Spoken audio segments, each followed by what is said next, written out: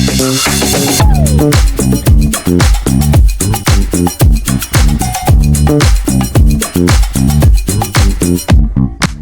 everyone, it's Hera back with another episode of the Love in Bahrain show. Happy Sunday. I hope you all had a lovely weekend.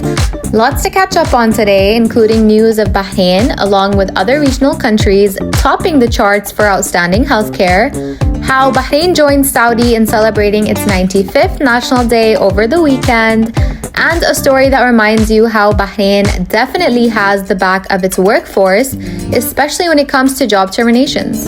Keep listening in for more info. So firstly for today, we're talking about healthcare that's making waves. According to CEO World Magazine's 2025 Healthcare Index, Bahrain ranks 5th in the Arab world and a solid 54th globally out of 110 countries. That's ahead of countries like Oman, Kuwait, and even Qatar. Pretty impressive for a tiny island, right? So the regional leaderboard shows that UAE sits at 17, Saudi at 37, Tunisia at 49, Lebanon at 50, and then there's Bahrain shining bright at number 54. So what's Bahrain's secret sauce? A mix of cutting-edge facilities, top-notch care, and a real focus on quality healthcare for everyone.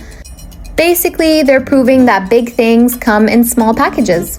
Next time you think healthcare, think Bahrain, this little island that is making a big global impact. Moving on to the next update for today, a story that serves as a reminder of how the kingdom always has your back, especially when it comes to job terminations. So in a recent case, 5 former workers just won big compensation after the High Labor Court ruled their dismissal unlawful following the closure of their employer's Bahrain branch.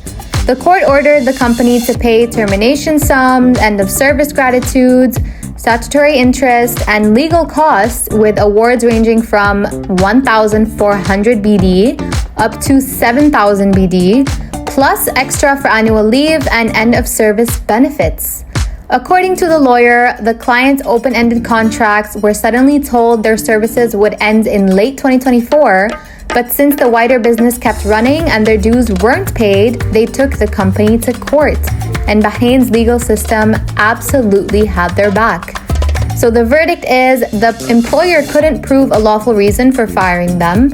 Under Article 101 of the labor law, the burden of proof is on the company, and without it, the dismissals were ruled unlawful. So basically, the takeaway is, in Bahrain, workers' rights matter, and the system is in place to make sure you're treated fairly. No matter the challenge, Bahrain has got your back. Moving on to the ultimate weekend catch-up for today, Bahrain joined Saudi in celebrating their 95th National Day over the weekend, and it was wild. Cars piled up on Sif and Manama in a gorgeous parade of Saudi and Bahraini flags flying high together. People dressed up in traditional outfits, local malls showcased numerous shows and celebrations, and people also drove on over from Khobar to celebrate their National Day, but island style.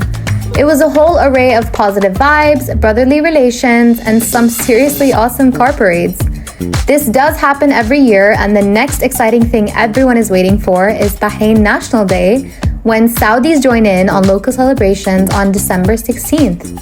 Bahrain and Saudi are basically those really close cousins who love celebrating milestones together, and it is the most wholesome thing to see. That's all we have for today, guys. Do make sure you tune in to another episode dropping tomorrow to make sure you're up to date on all the daily news and happenings in Bahrain. But for now, enjoy the rest of your afternoon and keep loving Bahrain.